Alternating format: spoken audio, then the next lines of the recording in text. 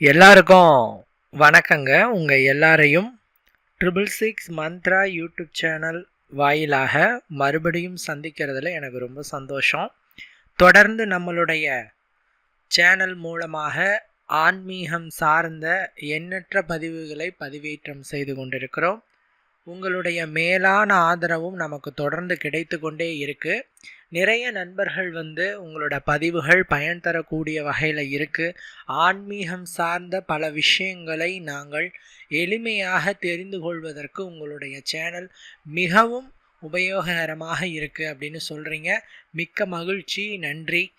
அந்த வகையில் இன்னைக்கு இந்த வீடியோ பதிவில் நாம் பார்க்கக்கூடிய தகவல் என்ன அப்படின்னு கேட்டால், சிவபெருமானுக்கு இஷ்டமான ஒரு 4 நட்சத்திரங்கள் என்னென்ன அப்படின்னு நான் சொல்கிறேன். இதுக்கு முன்னாடி நம்மளுடைய சேனல்லையே சிவபெருமானுக்கு பிடித்த ராசிகள் யாரார் அப்படிங்கிறத பற்றி நான் சொல்லியிருந்தேன். அதாவது 12 ராசிகளில் சிவபெருமானுக்கு இஷ்டமான ராசியினர் யாரார் அப்படின்னும், அதற்கான காரணம் என்ன அப்படின்னும், அவர்கள் எப்பொழுது சிவபக்தியில் ஈடுபடுவார்கள், அவர்கள் எப்படி சிவமோட்சத்தை அடைவார்கள் அப்படிங்கிறத பற்றி விளக்கமாக சொல்லியிருந்தோம். சமீப காலமாக நம்மளுடைய சேனலில் அந்த வீடியோவோட வியூஸ் அபரிவிதமாக போயிட்டுருக்கு. நீங்கள் அந்த வீடியோவை பார்க்கணுன்னு விரும்புனீங்கன்னா டிஸ்கிரிப்ஷனில் நான் அது வீடியோவுக்கான லிங்க் தரேன். ஸோ விருப்பம் உடைய நண்பர்கள் அந்த வீடியோவை பாருங்கள். அதில் உங்கள் ராசி இருக்கான்னு பாருங்கள். இருந்தது அப்படின்னு சொன்னால் அதில் சொல்லிய வழிகாட்டுதலின்படி நீங்கள் ஈடுபட்டிங்கன்னா சிவமோட்சத்தில் கண்டிப்பாக நீங்களும் இடம்பெறுவீங்க.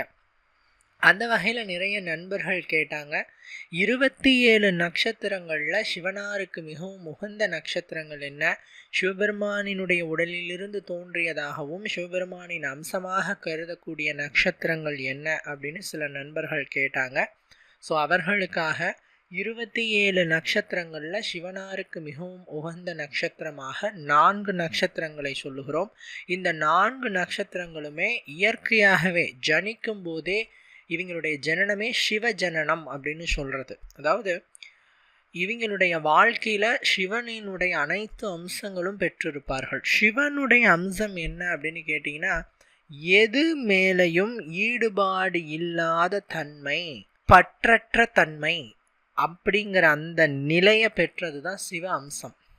எல்லாம் இறைவன், எல்லாமே ஒரு நாள் நம்மை விட்டு சென்றுவிடும், எதுவுமே நிலையானது அல்ல எனும் மிக பெரிய தாரக மந்திரத்தை உணர்ந்தவர்கள் இந்த 4 நட்சத்திரக்காரர்கள். அதே மாதிரி நான் முன்னாடி சொன்ன மாதிரி சிவஜனனம் அப்படின்னு இவங்க நட்சத்திரத்தை நாம் சொல்கிறோம். ஒன்று சிவபெருமானினுடைய பக்தர்களினுடைய வம்சாவளிகளில் தான் இந்த நட்சத்திரக்காரர்கள் ஜனனம் புரிவார்கள். ஒன்று நீங்கள் அந்த நான் இப்போ சொல்கிற அந்த 4 நட்சத்திரமாக நீங்கள் இருந்தீங்கன்னா, ஒன்று உங்களுடைய குடும்பத்தில் யாராவது சிவபக்தியில் அல்லது சிவ தொண்டில் ரொம்ப ரொம்ப அபரிவிதமாக ஈடுபட்டுட்டு இருக்கிறவங்களா இருப்பாங்க. உங்கள் அப்பாவாக இருக்கலாம், தாத்தாவாக இருக்கலாம், உங்களோட பாட்டனாக இருக்கலாம், உங்களோட பாட்டியாக இருக்கலாம். யாராக இருந்தாலும் உங்கள் வம்ச வழிகளில் சிவனினுடைய மிகப்பெரிய பக்தர்களாக இருக்கிற பட்சத்தில் தான் உங்களுக்கு இந்த நட்சத்திர குழந்தையே ஜனனம் செய்யும். இந்த நட்சத்திர குழந்தை பார்த்தீங்கன்னா எதுலேயுமே தனித்துவமான தன்மையை பெற்றிருக்கும். இன்னும் சொல்லணும்னா அவர்களுடைய இளமை பிராயம் தொடங்கி, அதாவது என்ன சொல்லணும்னா, சில குழந்தைகள் குழந்தை பிராயத்திலேயே ஆன்மீக சிந்தனையோடு ஈடுபடுவாங்க. சில குழந்தைகள்லாம் ரொம்ப ஆன்மீக ஈடுபாட்டோடு சிறு வயதிலேயே இருப்பாங்க. அவங்களாம் இந்த நட்சத்திரக்காரர்களாக இருப்பாங்க. குறிப்பாக சிவனினுடைய வழிபாட்டில் ரொம்ப ஈடுபாடாக இருப்பாங்க. இளமை பிராயத்திலே ரொம்ப ஒரு சுறுசுறுப்போடும் துடிப்போடும் அவர்கள் செயல்படுவார்கள். அதீத நல்ல வழிகளில் செய்து இறைவனுக்கு கட்டுப்பட்டு ஒரு வாழ்க்கையை நடத்துவாங்க. அதே மாதிரி இவர்களுடைய சோதனைகளும் அதிகம். பொதுவாக சிவனினுடைய அம்சத்தில் பிறந்தவர்களாக இருந்தாலும் சரி, சிவனை வழிபடுவர்களாக இருந்தாலும் சரி, கஷ்டத்தை தாங்கணும்.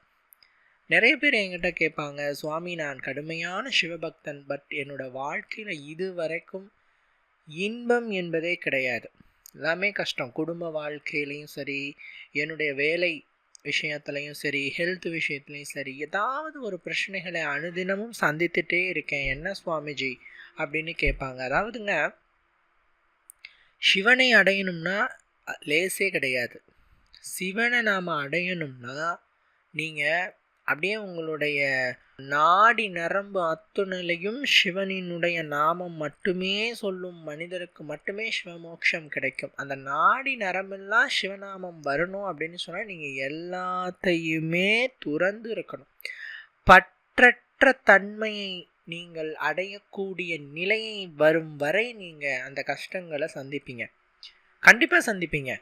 என்னைக்கு நீங்கள் பணம் மேலே, உறவுகள் மேலே, ஆசைகள் மேலே பற்றற்ற தன்மையை பெற்று இருக்கிறீங்களோ அன்று நீங்கள் சிவனை அடைவீங்க, கஷ்டத்திலிருந்து விடுபடுவீங்க. இதுதான் உண்மை. சுவாமிஜி அதுக்குன்னு நான் கல்யாணம் பண்ணக்கூடாதா, குழந்தை பெற்றுக்க கூடாதா, அவங்களுக்காக நான் காசு பணம் சேர்க்கக்கூடாதா அப்படின்னு கேட்டால் அப்படி நான் சொல்லலை. எந்த கடவுளும் குடும்பத்தை விட்டுட்டு துறவரம் வான்னு சொல்ல கிடையாது. அப்படி நம்ம வழிபடுற கடவுள் கூட குடும்பங்குட்டியோடு தான் இருக்காங்க. சிவபெருமானுக்கு மனைவி இருக்காங்க, குழந்தைகள் இருக்காங்க.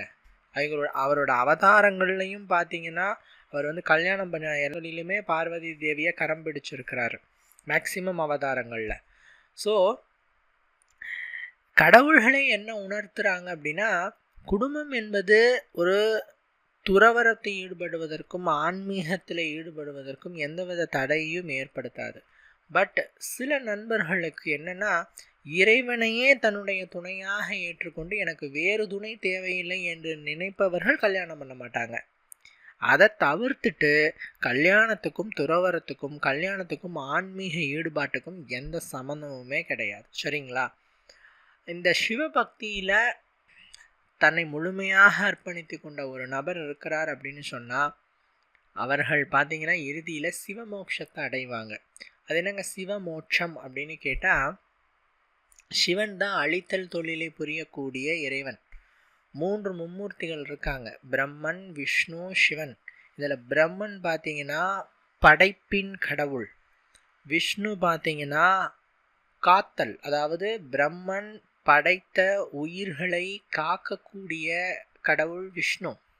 சிவன் அழித்தல், பிரம்மனால் படைக்கப்பட்டு விஷ்ணுவால் காக்கப்பட்ட அந்த பூத உடலை அழிப்பவர் யார் அப்படின்னு பார்த்தீங்கன்னா சிவன் தான். அதனால் அந்த உடல் தான் அழியும், ஆத்மா அழியாது. பகவத்கீதையிலே கிருஷ்ணர் அழகாக சொல்லுகிறார், உடலுக்குத்தான் அழிவு இருக்குது, ஆத்மாவுக்கு என்றும் அழிவு கிடையாது. அப்போது அந்த ஆத்மா எப்போ அழியும் அப்படின்னு கேட்டிங்கன்னா, தன்னுடைய ஆசையை துறந்து முழுமையான ஆன்மீகத்தில் ஈடுபட்டு இறைவனை அடையக்கூடிய அந்த சிந்தனையிலேயே இருப்பவர்கள், அனைத்திலும் பற்றற்ற ஒரு தன்மையை பெற்ற ஒருவனால் மட்டுமே அந்த மோட்சம் என்ற நிலையை அடைய முடியும். இன்னும் உங்களுக்கு விளக்கமாக சொல்லணும்னா, மகாபாரத கதையில் கர்ண மோட்சம் அப்படின்னு ஒரு கான்செப்ட் இருக்குது. இதை பற்றி பல பேருக்கு தெரியாது. இந்த கர்ண மோட்சத்தில் கர்ண மோட்சம் தெரியும், பட் அதில் நடந்த ஒரு சில சம்பவங்கள் பார்த்தீங்கன்னா இறைவன் மேலே பழி சொல்கிற விதமாக அமைஞ்சிருக்கும். என்னென்னா, கர்ணன் அம்பு பட்டு இருக்கிறாரு, உயிர் போக மாட்டேங்குது. அவனோட உயிரை பார்த்தீங்கன்னா தர்ம மாதா காப்பாற்றிட்டு இருக்கிறாங்க போக விடாமல். கிருஷ்ணர் கேட்கும்போது தர்ம மாதா என்ன சொல்கிறாங்க அப்படின்னா, கிருஷ்ணா, என்னோட பிள்ளை இவன், என்னுடைய பிள்ளை இவன், தர்மம் கொடுத்தே ஓஞ்சவன், எது கேட்டாலும் இல்லைன்னு சொல்ல மாட்டார் கர்ணன். அவரால் என்ன முடியுமோ அதை செஞ்சிருவார். தானத்தில் உயர்ந்தவன் கர்ணன். அதனால் அவன் செய்த தர்மமோ தானமோ அவனோட உயிரை போக விடாமல் பிடிச்சிட்டு இருக்கு அப்படிங்கிறார். ஸோ கிருஷ்ணர் என்ன பண்ணுறாருன்னா, ஒரு வயதானவர் ரூபம் கொண்டு கர்ணன் இடத்துல அப்பா இது மாதிரி எனக்கு ஏதாவது கொடு அப்படின்னு கேட்குறார். கர்ணன் அம்பு பட்டு இருக்கிறார். என்ன ஐயா இப்படி கேட்குறீங்க, ராஜாவாக இருக்கும் போது கேட்டிருந்தா கூட ஏதோ என்னால் ஆனதை கொடுத்துருப்பேன். இப்போ நான் அம்பு பட்டு இருக்கிறேன், என்னால் என்ன கொடுக்க முடியும் அப்படிங்கும்போது, நீ செஞ்ச தர்ம பலன்கள்லாம் இருக்கே, நீ செய்த புண்ணிய கணக்குகள், நீ செய்த எல்லா விதமான பலாபலன்களும் இருக்கே, அதை எனக்கு கொடு அப்படின்னு கேட்கும்போது கர்ணன் நான் இது நாள் வரையில் பெற்ற அனைத்து பலாபலன்களையும் உங்களுக்கு கொடுக்கிறேன் அப்படின்னு நீர்வாத்து கொடுத்துட்றார். இப்போது நம்ம பார்க்குறோம், வெளியிருந்து பார்க்குற நமக்கு நம்மளுடைய சாதாரண மனித அறிவுக்கு என்ன தெரியும் அப்படின்னா, கிருஷ்ணர் பாருங்கள் எவ்வளோ ஒரு கொடுமையை செஞ்சிட்டாரு. கர்ணன்கிட்ட மோசம் பண்ணிட்டு அவனுடைய அத்தனை விதமான பலாபலன்களையும் வாங்கிட்டாரு. இது எவ்வளோ பெரிய மோசம் அப்படின்ட்டு தான் நம்மளுடைய பார்வைக்கு தெரியும். ஒரு ஆத்மா எப்பொழுது அடுத்த பிறவியை அடையாத நிலையை அடைகிறது அப்படின்னு பார்த்தீங்கன்னா, அது என்ன விதமான பலாபலன்களையும் செய்திருக்கக்கூடாது. பாவ புண்ணியங்களை அறுத்து அது எதுவுமே செஞ்சிடக்கூடாது. நீங்கள் இப்போ ஒருவேளை புண்ணியங்களை நிறையா செஞ்சிட்டீங்க அப்படின்னு வைங்க, அடுத்த பிறவியில் நீங்கள் ஒரு உன்னதமான உத்தம பிறவியை எடுப்பீங்க. ஒருவேளை நீங்கள் நிறைய பாவத்தை செஞ்சிட்டுன்னு வைங்க, அடுத்த ஜென்மத்தில் நீங்கள் பாவப்பட்ட ஒரு பிறவியை எடுப்பீங்க. இந்த பாவக்கணக்கு புண்ணிய கணக்கு இல்லாத நிலையை அடைஞ்சவனால் மட்டும்தான் முக்தியை அடைய முடியும். ஸோ கர்ணன் பாவங்களும் செஞ்சுருக்கிறான். அதாவது பார்த்திங்கன்னா, பாஞ்சாலி தாயை வசைபாடினது, கௌரவர்களோட உறவு வச்சுக்கிட்டது, இது மாதிரியான நிறைய பாவங்களையும் அவர் செஞ்சுருக்கிறார், இல்லைன்னு நான் சொல்லலை. பட் புண்ணியங்களை அளவுக்கு அதிகமாக செஞ்சுருக்கிறார். அவர் ஒருவேளை அடுத்த பிறவியை அடைஞ்சாலும் கூட அவர் செய்த புண்ணிய கணக்குகள் அதிகம். ஒரு புனித மானிட பிறவியாக தான் ஜனிப்பார். பட் அவர் செஞ்ச சின்ன சின்ன பாவங்களுக்கு ஏற்ற கஷ்டங்களையும் அவர் அனுபவிப்பார். ஸோ அவருக்கு அடுத்த பிறவி இருக்குது. ஸோ அடுத்த பிறவியில் அவர் செய்யக்கூடிய பலாபலன்களுக்கு ஏற்ப அவர் மறுபிறவியும் எடுப்பார். ஸோ இவருடைய பிறவி சுழற்சியானது தொடர்ந்துகிட்டே இருக்கும். இதை தடுக்கணும் அப்படின்னு சொன்னால் அவர் செஞ்ச பலாபலன்கள் இதில் அவருடைய பாவமும் அடங்கும். கர்ணன் அளித்தது புண்ணியத்தை மட்டுமல்ல, அவனுடைய பலன்களான பாவ பலன்களையும் கடவுளுக்கே கொடுத்து விடுகிறார், கிருஷ்ணருக்கே அழித்து விடுகிறார். ஸோ கிருஷ்ணர் ரெண்டையும் தான் ஸ்வீகரிக்கிறார். ஸோ இறைவனே உங்களுடைய பாவ புண்ணியங்களை பெற்று கொண்டு விட்டார் அப்படின்னு சொல்லும் பொழுது உங்களுக்கு முக்தி ஏற்படும். அதனால தான் கிருஷ்ணர் சொல்கிறாரு என்னன்னா, செயல் உன்னுடையது, பலன் என்னுடையது அப்படின்னு சொல்கிறார். ஸோ என்ன ஒரு மனிதன் பலனை எதிர்பார்க்கிறானோ அந்த மனிதன் பிறவா நிலையை அடையவே முடியாது. எந்த ஒரு நபர் கஷ்டத்தை நினைத்து வருந்துகிறானோ அவன் பிறவா நிலையை அடைய முடியாது. எல்லாம் நீயே, பாவத்துக்கும் நீயே கணக்கு, புண்ணியத்துக்கும் நீயே கணக்கு, எனக்கு எதுவும் வேண்டாம். அதான் கிருஷ்ணர் அத்தனையும் ஸ்வீகரிக்கிறார். இதே விஷயந்தான் இது ஏன் நான் சொல்கிறேன் அப்படின்னா, எல்லா தெய்வங்களுக்கும் அதுதான், பெருமாளுக்கும் அதுதான், சிவனுக்கும் அதுதான். உங்களுடைய அத்தனையையும் இறைவன் கொடுத்தது. என்னைக்கா இருந்தாலும் எல்லாமே போக போகுது. காசு பணம் போயிடும், நம்மளோட அழகு போயிடும், இளமை போயிடும், கடைசி கட்டத்தில் உயிரே போயிடும். ஆனால் இந்த இறைவனை அடையணுங்கிற அந்த இறுதி நிலையை நீங்கள் எப்போ பெற்று இருக்கிறீங்களோ, அந்த திங்கிங்கில் இருக்கீங்களோ, அந்த டைமில் நீங்கள் இறைவனை சரணாகதி அடையிறச்ச எல்லாம் நீயே பார்த்து எல்லாம் செய் அப்படிங்கிற மனநிலை பெற்றால்தான் பிறவா வரத்தை உங்களால் அடைய முடியும். இந்த பிறவா வரத்தை அடைவது என்பது இந்த நட்சத்திரக்காரர்களுக்கு மிக மிக எளிதான ஒரு காரியம். பிகாஸ் இவர்கள் எப்பொழுதுமே அதான் சொல்கிறேனே, அந்த பற்றற்ற தன்மை என்று சொல்லக்கூடிய அந்த நிலையிலேயே இருப்பாங்க. ஸோ அதனால் இவர்கள் எது மேலேயும் ஒரு ஈடுபாடு இருக்காது, எல்லாமே சிவமயம்ங்கிற ஒரு மனநிலையில் தான் இருப்பாங்க. ஸோ யாராரும் நான் ஃபஸ்ட்டு சொல்லிடுறோம். ஃபஸ்ட்டு கார்த்திகை நட்சத்திரக்காரர்கள், முருகப்பெருமானோட நட்சத்திரம், முருகனை வளர்ப்புத்தாய் என்று சொல்லக்கூடிய கார்த்திகை பெண்களுடைய நட்சத்திரம் தான் பார்த்தீங்கன்னா அந்த கார்த்திகை நட்சத்திரம். கார்த்திகை அப்படிங்கிறது எந்த அளவுக்கு முக்கியம் அப்படின்னு கேட்டால், முருகப்பெருமானை கார்த்திகேயன் அப்படிங்கிற பெயராலும் நாம் அழைக்கிறோம். இந்த கார்த்திகை நட்சத்திரம் பார்த்தீங்கன்னா சூரியன் மற்றும் சிவபெருமானுடைய நட்சத்திரங்கள். அதாவது இதில் 4 பாதம் இருக்கும். ஸோ 4 பாதகாரங்களுக்குமே இது பொருந்தும், சரிங்களா? அதாவது சிவனோட அம்சமாகவும் சூரியனோட அம்சம், சூரியனும் சிவ அம்சம்தான், சரிங்களா? உலகத்துக்கே பிதா, உலகத்துக்கே அப்பானா அது சூரியன் தான். கண்ணுக்கு தெரிந்த அப்பா சூரியன். ஸோ இந்த சிவனாரும் பார்த்தீங்கன்னா அந்த கார்த்திகை நட்சத்திரத்துக்குள்ளே தான் வருவார். இந்த கார்த்திகை நட்சத்திரத்தில் ஜனித்தவங்க முருகப்பெருமானோட பக்தராகவும் சிவனோட பக்தராகவும் இருப்பாங்க. மேக்சிமம் தங்களுடைய இறுதி காலத்தில் இறைவனை சரணாகதி அடையணுங்கிற முழு ஈடுபாட்டோடு முருக பக்தியிலும் சிவபக்தியிலும் தன்னை அர்ப்பணித்து கொண்டு இறுதியிலே சிவ மோட்சத்தை அடைவாங்க, சிவஜோதியில் ஐக்கியமாவாங்க. நீங்கள் செய்கிற பரிகாரம் என்று பார்க்குறச்சே பார்த்தீங்கன்னா, காலையில் சூரிய நமஸ்காரம் செய்கிறது, காலையில் எழுந்திரிச்சு குளித்து முடிச்சுட்டு கிழக்கு அடிவானில் உதிக்கும் சூரியனை பார்த்து நமஸ்காரம் பண்ணுறதுங்கிறது மிக உத்தமம். டெய்லி சூரிய நமஸ்காரம் பண்ணுங்கள். பிரதோஷம், திங்கட்கிழமை, சிவராத்திரி ஆகிய தினங்களில் சிவ தரிசனம் செய்யுங்க. டெய்லி ஓம் நம சிவாய மந்திரத்தை முடிஞ்ச அளவுக்கு பாராயணம் செய்யுங்க. சிவனாரே உங்களுக்கு சகல சுகங்களையும் அளித்து இறுதியிலே சிவமோட்சத்தை உங்களுக்கு அருள்வார். அடுத்து யாருங்க அப்படின்னு கேட்டால் உத்திராடம் நட்சத்திரக்காரர்கள். இந்த உத்திராடம் நட்சத்திரம் பார்த்திங்கன்னா ரொம்ப ஒரு ஸ்பெஷலான நட்சத்திரம் அப்படின்னு நாம் சொல்லுவோம். 27 நட்சத்திரங்களில் என்னென்னா இது என்ன ஸ்பெஷல் அப்படின்னு கேட்டால், சிவபெருமான் பார்த்தீங்கன்னா இந்த உத்திராட நட்சத்திரத்துக்கு மேலே அமர்ந்து தான் பார்வதி தேவியினுடைய அலங்காரம், அபிஷேகம், ஆராதனைகளை கண்டு தினம் தினம் ரசிக்கிறார் அப்படிங்கிறது ஒரு ஐதீகம்.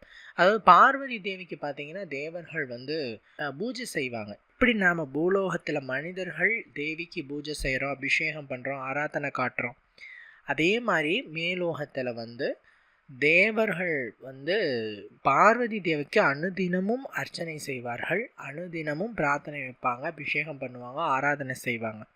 இந்த நிகழ்வை சிவபெருமான் உத்திராட நட்சத்திரத்திற்கு மேலே அமர்ந்து தான் அதை பார்த்து மகிழ்வார் அப்படிங்கிறது ஐதீகம். ஸோ உத்திராட நட்சத்திரக்காரர்கள் மிகவும் கொடுத்து வச்சவங்க. உங்கள் நட்சத்திரத்துக்கு மேலேயே சிவனார் அமர்ந்திருக்கிறாருன்னா நீங்கள் எவ்வளோ பாக்கியம் செஞ்சவங்க, புண்ணியம் செஞ்சவங்க அப்படின்னு உங்களுக்கு நல்லா புரியும்னு நினைக்கிறேன். உத்திராட நட்சத்திரக்காரர்கள் எப்பயுமே தவறாமல் சிவ வழிபாட்டிலும் அன்னை பார்வதி தேவியினுடைய வழிபாட்டிலும் தன்னை அர்ப்பணித்து கொண்டார்கள்னா இறுதியில் சிவமோட்சம் கட்டாயம். இன்னும் சொல்லணும்னா 27 நட்சத்திரக்காரர்களில் உத்திராட நட்சத்திரக்காரர்கள் லேசாக அவர்களை தூண்டி விட்டோம்னா போதும். ஜாம்பவான்கிற கரடி இருந்தாங்க. அவர் பார்த்தீங்கன்னா கரடிகளினுடைய தலைவன் அப்படின்னு சொல்கிறது ஜாம்பவான். ஜாம்பவானுடைய அறிவுறுத்தலின்படி, அவருடைய ஆலோசனையின்படி தான் ஆஞ்சநேயருக்குள்ள மறைத்திருந்த அந்த சக்தி வெளிப்பட்டது. ஏன்னா சின்ன வயசில் அனுமான் சூரியனை பழமென நினைத்து விழுங்க செல்லுகிறாரு. அப்புறம் சூரியனுடைய சாபத்தால் அவருடைய வீரம் மறைத்து வைக்கப்படும். அதாவது சொல்லணும்னா அவருக்கு அது மறந்து போயிடும். ஒரு காலகட்டத்தில் யார் மூலமாவது அது தெரிய வரும்போது தான் அது வெளிப்படும்னு சொல்கிறார். ஸோ அவருக்கு அனுமனுக்கே குருவாக இருந்த அவருடைய வீரத்தை வெளிக்கொண்டு வந்தவர் ஜாம்பவான். இதை நான் ஏன் சொல்கிறேன்னா, உத்திராட நட்சத்திரக்காரர்களுடைய வாழ்வில் ஒரு சின்ன ஒரு தூண்டுதல் செஞ்சிட்டோம்னா, சிவனடியார்களோ சிவனுடைய அம்சம் பெற்றவர்களோ அவர்களுக்கு சிவனுடைய பெருமையை சொல்லி அவரை அவங்கள லைட்டாக அதுக்குள்ளே வர வச்சிட்டோம்னா கடுமையான சிவபக்தர்களாக உத்திராட நட்சத்திரக்காரர்கள் மாறி மிகப்பெரிய ஒரு சிவபக்தராக மாறி இறுதியில் கட்டாயம் சிவமோட்சத்தில் போயிடுவாங்க. 1000 சிவடியார்களுக்கு ஆலோசனை சொல்லும் அளவிற்கு உங்களுடைய ஞானம் அதிகமாகும். ஸோ நீங்கள் சிவனையும் பார்வதியும் தொடர்ந்து வழிபாடு செய்யுங்க. ரைட்டுங்களா? அடுத்தது திருவாதிரை நட்சத்திரக்காரர்கள். உங்களுக்கு தெரியும் உங்கள் நட்சத்திரம் எவ்வளோ ஸ்பெஷலான ஒரு நட்சத்திரம் அப்படின்னுட்டு. பிகாஸ் மார்கழி மாதத்தில் வரக்கூடிய திருவாதிரை நட்சத்திரத்தை தான் பார்த்தீங்கன்னா ஆருத்ரா தரிசனம் அப்படிங்கிற ஒரு நிகழ்வானது பார்த்தீங்கன்னா நடைபெறும். இந்த ஆருத்ரா தரிசனத்தை பற்றி சொல்லணும் அப்படின்னா இந்த தரிசனத்துக்கான தேவர்களே இறங்கி வருவாங்க. அவ்வளோ விசேஷமானது இந்த ஆருத்ரா தரிசனம். ஸோ உங்களுடைய நட்சத்திரம் எந்த அளவுக்கு சிவனுக்கு ஸ்பெஷல் அப்படிங்கிறது இது ஒன்றே ஒரு பெரிய சான்று. ஸோ நீங்கள் அனுதினமும் சிவநாமத்தை சொல்லி சிவபெருமான வழிபாடு செய்கிறதுனாலையும் எப்பயுமே சிவபக்தியில் நீங்கள் தன்னைத்தானே ஈடுபடுத்தி கொள்ளக்கூடியவர்கள் தான். அதில் எந்த விதமான டவுட்டும் இல்லை. முடிஞ்ச அளவுக்கு தான தர்மங்களையும் அன்னதானங்களையும் சிவ அடியார்களுக்கு சேவை செய்யும் ஒரு எண்ணத்தையும் வளர்த்து கொண்டீர்கள்னா இறுதியில் உங்களுக்கு மோட்ச வாழ்வு நிச்சயம். இது திருவாதிரை நட்சத்திரக்காரர்களுக்கு. அடுத்தது மிருகசீர்ஷ நட்சத்திரக்காரர்களுக்கு சிவனினுடைய 64 வடிவங்களில் மிக ஒரு முக்கியமான வடிவங்களாக இந்த ருத்ர வடிவம் இருக்கும். ஆஞ்சநேயரே ருத்ர வடிவம் தான். ருத்ரன் அப்படிங்கிறது பார்த்தீங்கன்னா கோபம் அப்படின்னு அர்த்தம். ஸோ கோபத்தின் அதிபதியாகும். பொதுவாகவே மிருகசீர்ஷ நட்சத்திரக்காரங்க கடுமையான கோபக்காரங்க, சீரிப்பாயும் கோபக்காரங்க. பட் கோபம் எங்கே இருக்கோ அங்கே தானே குணம் இருக்கும். சிவனாரினுடைய அந்த கோபங்கிற அம்சத்தில் பிறந்த நீங்கள் சாந்த ரூபத்தில் அனைத்தையும் கொடுக்கக்கூடியவங்க. என்ன சொல்லப்போனால் பிடிச்சவங்களுக்காக தன்னுடைய உயிரையே கொடுக்கக்கூடியவங்க. நீங்கள் மிருகசீர்ஷ நட்சத்திரக்காரங்க சிவபக்தியில் இயற்கையாகவே ஈடுபடக்கூடியவங்க, சிவனை ரொம்ப இஷ்டமாக நேசிக்கிறவங்க. ஸோ நீங்களும் வந்து சிவபெருமானுடைய ருத்ர அம்சமான ஆஞ்சநேயரை வழிபாடு செய்கிறது ரொம்ப உசிதம். சிவனாரையும் நேரடியாக வழிபாடு செய்வது என்பது இறுதியிலே சிவமோட்சத்தை உங்களுக்கும் அருளச் செய்யும்.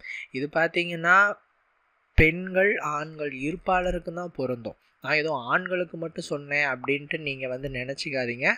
அதாவதுங்க பல பேர் வந்து நம்ம சேனலை பார்க்குறச்சே ஏதாவது ஒரு தெய்வத்துடைய மந்திரம் அதே மாதிரி வழிபாடுகள் சொல்லும்போது நிறைய பெண்கள் பார்த்தீங்கன்னா, சுவாமிஜி நாங்கள் இதை செய்யலாமா, பெண்கள் தன்னை ஆன்மீகத்துக்களை ஈடுபடுத்தி கொள்ளலாமா அப்படின்னு கேட்குறீங்க. நான் ஒன்று சொல்கிறேன் கேளுங்க. ஆண்களினுடைய பக்தியை விட பெண்களுடைய தெய்வ பக்தி ஒரு படி மேலே. சரிங்களா? காரைக்கால் அம்மையார் அப்படின்னுட்டு ஒருத்தங்க இருந்தாங்க. அவங்க என்ன பண்ணாங்கன்னு உங்களுக்கு தெரியுமா? சிவனை காண்றதுக்கு அந்த படியில் நடந்து போனால், அந்த பாதம் வந்து படியில் பட்டுச்சுன்னா அதுவே ஒரு பாவம் அப்படின்னு அவங்க கருதி, ஏன்னா சிவன் இருக்கிற இடத்தை சுற்றி இருக்கிற அத்தனையிலையும் சிவ அம்சம் இருக்குது. ஸோ அதை நம்ம மிதிச்சோம்னாவே பாவம் அப்படின்னு சொன்ன அவங்க தலைகீழாக திரும்பி தலையில் நடந்துட்டு போனாங்க. இதை விடவா ஒரு பெரிய சிவபக்தி வேணும்? ஒன்று. ரெண்டாவது எக்ஸாம்பிள் நான் சொல்கிறேன் பாருங்கள். எந்த ஒரு பெண்ணும் இளமையாக இருக்கணும், அழகாக இருக்கணும்னு தான் விரும்புவா. அவங்க என்ன தெரியுமா வரம் கேட்குறாங்க? உனக்கு நான் அர்ப்பணிச்சுக்கிறேன், உனக்கு நான் என்ன அர்ப்பணிச்சுக்கிறேன், என்னை வந்து மற்றவர்களுடைய கண்ணுக்கு நீ அழகாக தோன்ற வச்சுட்ட அப்படின்னு சொன்னால் அவங்களுடைய இச்சைக்கு நான் ஆளாயிடுவேன். எல்லோரையும் நான் என்னோட மகனாக ஸ்வீகரிக்கிறேன். அதுக்கு என்ன பண்ணணும்? அப்போது என்ன கேட்குறாங்க? அழகு இல்லாமல் போகட்டும், நான் வந்து கிளவியாகட்டும் அவங்க கேட்கல, பேயுரு குடு அப்படிங்கிறாங்க. நான் வந்து என்னுடைய பக்தியில் முழுமையாக என்னை ஈடுபடுத்திக்க முடியும், மற்றவர்களுடைய இச்சைகளுக்கு நான் ஆளாகாமல் இருக்க முடியும் சுவாமி அப்படின்னு சொல்கிறாங்க. இதை விடவா ஒரு பெரிய சிவபக்தி வேணும்? அதனால் என்றைக்குமே நான் சொல்லுவேன், ஆண்களை விட பெண்களுடைய பக்தி ஒரு மடங்கு அதிகமாக தான் எப்பயுமே இருந்திருக்கு. புராணங்களும் நமக்கு அதைத்தான் சொல்லுது. மகாபாரதத்தில் எத்தனையோ கேரக்டர்ஸ் வந்தாலும் பாஞ்சாலி அம்மா அவங்களுடைய கேரக்டர்ஸ் யாராலையும் அடிச்சிக்க முடியாது. ஐவருக்கும் பத்தினி அழியாத உத்தமி. சரிங்களா? அந்த தாய் அனுபவித்த கஷ்டம் இந்த பூ உலகில் எந்த ஒரு பெண்ணும் அனுபவிச்சிருக்க மாட்டா. சரிங்களா? அதே மாதிரி குந்தி மாதா, இறைவன் இடத்துல குந்தி மாதா என்ன தெரியுமா தினமும் வேண்டுவாங்களாம்? தெய்வமே எனக்கு கஷ்டத்தையே கொடு அப்படின்னு வேண்டுவாங்களாம். அப்போ கிருஷ்ணர் ஒரு முறை கேட்டுடுறாரு, எதுக்குமா நீங்கள் வந்து கஷ்டமே டெய்லி கொடுங்கன்னு கேட்குறீங்க அப்படின்னா, மனிதனுடைய இயல்பு என்னென்னா கஷ்டத்தில் தான் கடவுளை அதிகமாக நினைப்போம். சந்தோஷத்தில் என்னைக்காவது கடவுளுக்கு தேங்க்ஸ் பண்ணியிருக்கீங்களா? எப்பயாவது சொல்லுவோம். பட் மோஸ்ட்லி சந்தோஷத்தில் கடவுளை மறந்துடுவோம், துக்கத்தில் தான் கடவுளை நினச்சிட்டே இருப்போம்.